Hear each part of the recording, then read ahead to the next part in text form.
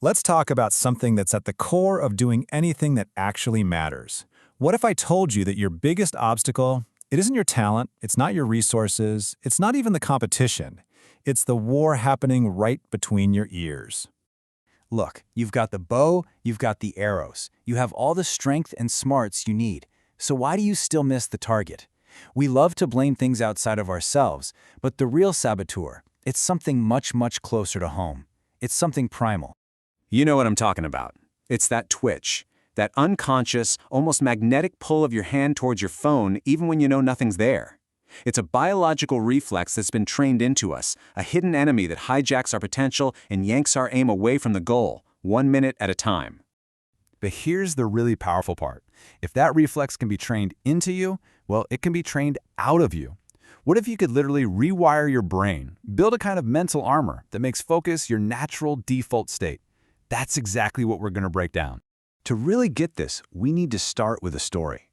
It's about a young guy named Ryan, brilliant but totally unfocused, and the mentor who taught him the one skill that would change his entire life. So Ryan had these huge ambitions, right? But he couldn't get through a single chapter of a textbook without his mind just drifting off. So his mentor, Coach Miller, takes him out to a field, hands him a bow, and points to a target way off in the distance. Ryan draws the bow, and the arrow flies wide. And when the coach asks him, "What were you looking at?" his answer reveals everything. He was trying to see it all. And boom, there it is. That's the core lesson. Coach Miller explains that trying to process every little thing, the blades of grass, the shift in the wind, the sounds around you, it's a guaranteed recipe for failure. A true master learns to wear a mental blindfold to shut out the entire universe until only one thing exists, the target. That right there, that's deep focus. Now, what's so fascinating is that this story isn't just a nice metaphor. It's a perfect illustration of what is physically happening inside our brains. So let's pull back the curtain and look at the actual neurological battle for your attention. Inside your mind, think of it like there are two main players. First, you've got your prefrontal cortex. That's the CEO. It's logical, it makes long-term plans, it's where your focus lives. But then, you've got the limbic system. That's the wild horse. It's all about impulse, emotion, and reacting to whatever is right in front of you. In a distracted brain, that wild horse is running the entire show. So who decides which one's in charge? Well, that's a system in your brain called the salience network. It's basically the priority switch. And here's the problem: the modern world has hacked our switch. Our salience network has been trained to mistakenly flag a little red dot on an app with the same high survival priority as, a lion jumping out of the bushes. Our internal alarm system is fundamentally broken. So how do we fix it? We literally start a construction project inside our own heads. It's amazing. Every single time you feel that twitch to check your phone and you resist it, you trigger a process called myelination. You are physically wrapping a fatty insulating layer around the neural pathways for focus. You're turning a weak, flickering dial-up signal into a blazing fast, dedicated fiber optic cable. Okay, so we've talked about the wiring, the physical structure, but what about the power running through those wires? See, it's not just about the brain's architecture, it's also about the chemical soup that it all operates in. To get to that state of elite focus, you have to become a master of your own biochemistry. The world of distraction, it runs on something called phasic dopamine. Think of these as the quick, addictive little microbursts you get from a like or a notification. They're cheap, they leave you feeling empty and just craving more. But deep work builds tonic dopamine. That's a steady, elevated, slow-burn reward that feels deeply satisfying and builds real momentum. The goal is to wean yourself off the cheap highs so you can actually enjoy the slow burn again.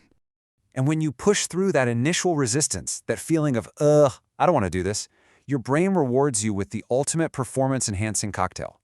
It releases norepinephrine, which makes you super alert. It gives you anandamide, they call it the bliss molecule, for creativity. It balances everything out to create this state of calm, confident flow.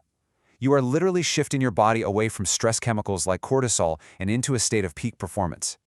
And this brings us back to the most brilliant part of Coach Miller's lesson, the twist.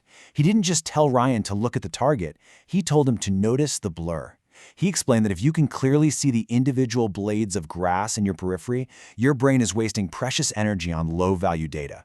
True mastery is about intentionally blurring out the unimportant so that 100% of your neural bandwidth can be aimed right at the bullseye. Okay, so we get the story. We understand the science. This is all great. But how do we actually do it? How do we forge this neural armor and take back control? Well, it really comes down to 4 practical, simple laws. Number 1, starve the distraction. You cannot win a willpower war against a supercomputer in your pocket that's designed to addict you. So don't fight. Put your phone in another room. Out of sight, out of mind. 2, use the exchange principle. Make a deal with your brain. Say, okay, brain, give me 50 minutes of intense, locked-in focus, and I'll give you 20 minutes of real, planned rest. 3, command your thoughts. The second your mind starts to wander, mentally shout the word target.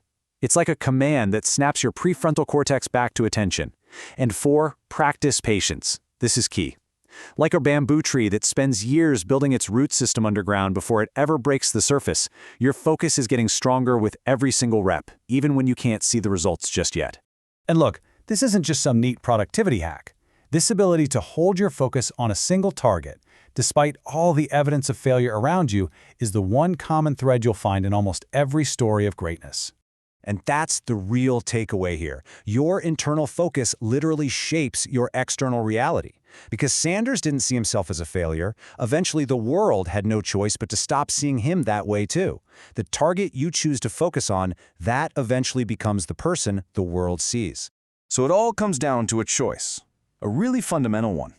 You know, the sun and the moon can't shine in the sky at the same time, and you simply cannot live in the world of constant, cheap, easy distraction and also build a life of deep, meaningful accomplishment. They are mutually exclusive. It's a choice you have to make every single day. So what's your target? It's time to stop waiting for the perfect moment or the right mood. It's time to put on the blindfold, let the periphery blur into the background, and dedicate all of your energy to the one thing that truly matters. Choose your target and go own that vast ocean of your potential.